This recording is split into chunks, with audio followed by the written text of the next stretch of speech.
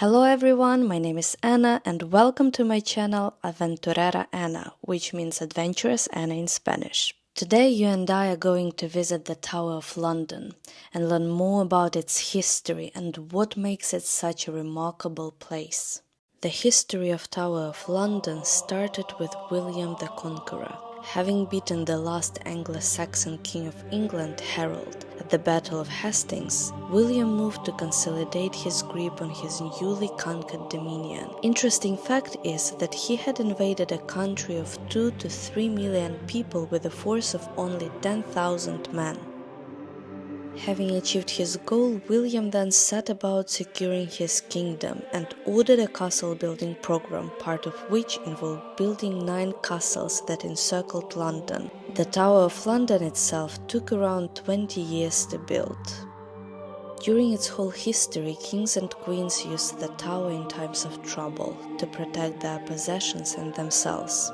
Arms and armor were made, tested and stored here until the 1800s. The tower also controlled the supply of the nation's money. All coins of the realm were made at the Tower Mint from the reign of Edward I until 1810. Kings and queens also locked away their valuables in jewels at the tower, and even today the crown jewels are protected by a garrison of soldiers.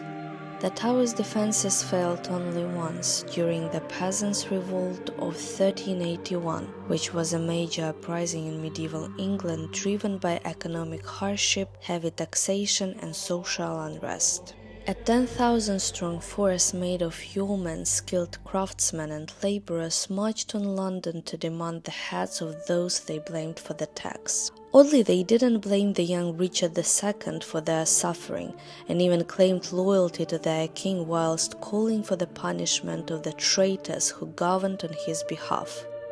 The 14-year-old Richard, his mother and royal household fled to the tower, hiding in St. John's Chapel, whilst the rebels burned the capital for 2 days. Eventually the rebels met with the young king, who promised reforms, but once the leader of the rebels was caught, the revolt was crushed and Richard II withdrew his promises. As you may have heard before, the Tower of London has 2 symbols of its own, yeoman warders and the ravens. Yeoman warders have been guarding the Tower of London since the Tudor period. They were introduced to the Tower of London by Henry VIII. Yes, that is that very king who had 6 marriages, broke away from the Roman Catholic Church and established the Church of England in order to divorce Catherine of Aragon and marry Anneboleyn. The interesting fact is that Henry VIII modernized and changed the interior of the rooms inside in preparation for coronation of his new bride, Anneboleyn, in 1533. She and the king feasted here in splendor the night before Anne processed in triumph through the city of London to Westminster Abbey. And 3 years later, Anne was back at the tower, this time accused of adultery and treason. She was held in the same luxurious lodgings before being executed by sword on Tower Green.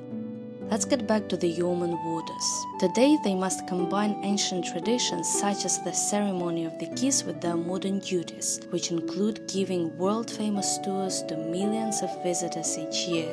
The yeoman body of men and women are drawn from the armed forces and need to have at least 22 years of military service. Each new recruit takes an oath of royal allegiance set to date back to 1337. Yeoman warders were originally part of the Yeomen of the God, the monarch's personal bodyguards who traveled with him everywhere. They were given a nickname of beef eaters, as they were permitted to eat as much beef as they wanted from the king's table.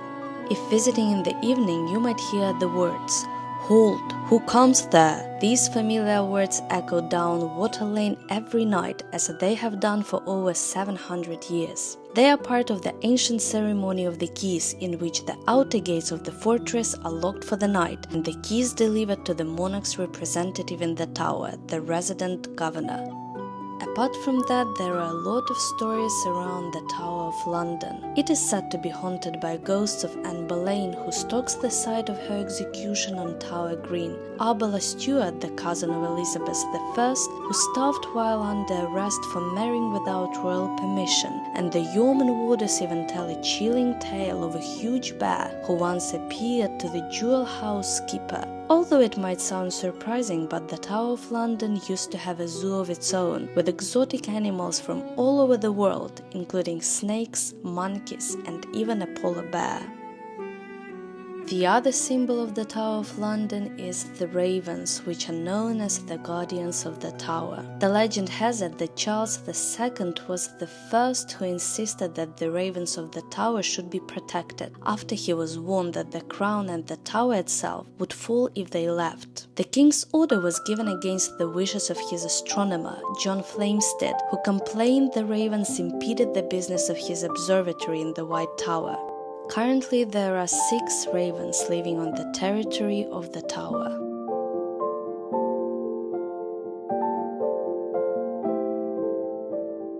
That is all for today. Thank you for watching till the end. I hope you did enjoy it. See you in the next videos.